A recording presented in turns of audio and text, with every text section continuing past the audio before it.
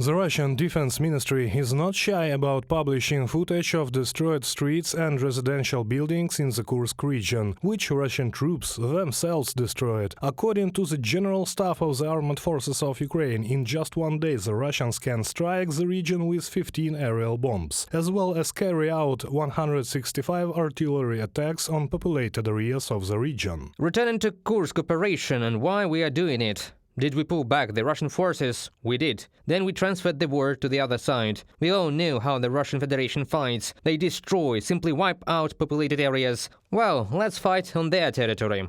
Andriy, UAV commander of the Code 9.2 Special Company as part of the 92nd Separate Assault Brigade named after Ivan Sirko, in an interview with BBC. Apparently, the Russian leadership considers the tactic of destroying its own territories justified. After all, in a video published by the Russian Ministry of Defense, the military boasts that they allegedly liberated the settlement of Pokrovsky.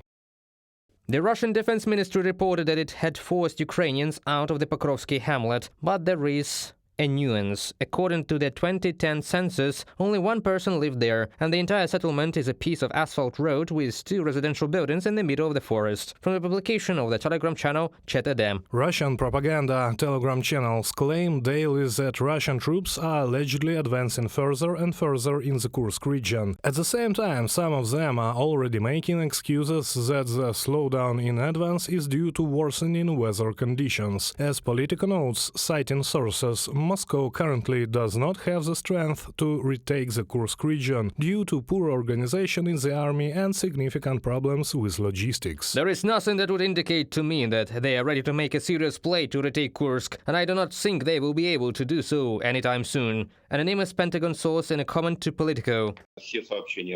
All the reports of official publics, we are talking about the Ministry of Defense of the Russian Federation and propaganda publics about the successful counter-offensive of the armed forces of the Russian Federation in the Kursk region, do not correspond to reality. Moreover, they are refuted directly from the scene by Russian military correspondents.